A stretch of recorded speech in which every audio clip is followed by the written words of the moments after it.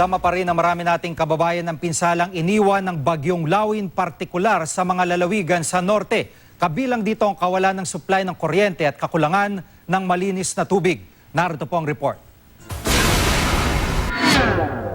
Kahit wala na sa Philippine Area of Responsibility ang bagyong Lawin, nakaranas pa rin ng malakas na pag-ulan sa Bontoc Mountain Province. Bakas ang iniwang pinsala ng bagyo, maraming bahay ang walang bubong, ang mga tricycle na sira at nagkalat sa daan, maraming poste ng kuryente ang nagtumbahan. Sa kabila ng masamang panahon, puspusan ng clearing operations ng lokal na pamahalaan. Ang mga residente nakiisa rin sa paglilinis. Nasa critical level naman ang antas ng tubig sa Chico River, kaya ang tulay na ito hindi na pinadadaanan. Maraming taniman din ang napinsala. Pila-pila ang mga bumibili ng purified water sa Tuguegarao City sa Cagayan. Ang ilan galing pa sa malalayong barangay. Nagkaroon kasi ng problema sa supply ng tubig matapos manalasa ang bagyong Lawin.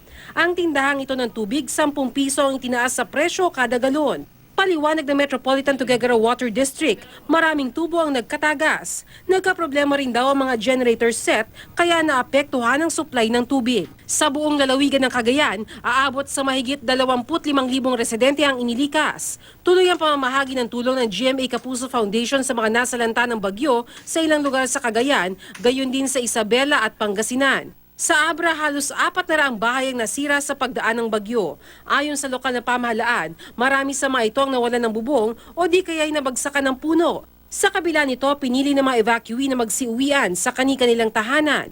Isinailalim na sa state of calamity ang Lawag City sa Ilocos Norte dahil sa pinsalang iniwan ng bagyong Lawin. Sa paunang datos ng CDRRMO, mahigit 27 milyong piso ang pinsala sa infrastruktura at mahigit 7 milyong piso sa agrikultura.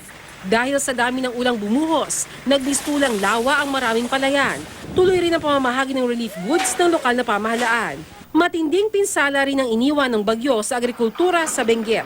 Ayon kay Governor Crescencio Pacalso, posibleng higit pa sa 11 milyong piso ang halaga ng nasira sa mga gulay. Ang sikat na strawberry farm naman nalubog sa baha, kaya't maraming tanimang nasira. Napinsala rin ang taniman ng mga bulaklak. Posible namang umabot sa kalahating milyong piso ang halaga ng pinsala sa infrastruktura. 6 ang namatay sa lalawigan dahil sa mga landslide. Maliwalas na panahon naman ang nararanasan ngayon sa Isabela. Mabilis na humupa ang baha sa 48 barangay sa lalawigan. Mangilan-ngilan na lang din mula sa mahigit 14,000 lumikas ang nananatili sa evacuation centers. Puspusan ang clearing operations at pagbabalik ng supply ng kuryente sa malaking bahagi ng lalawigan.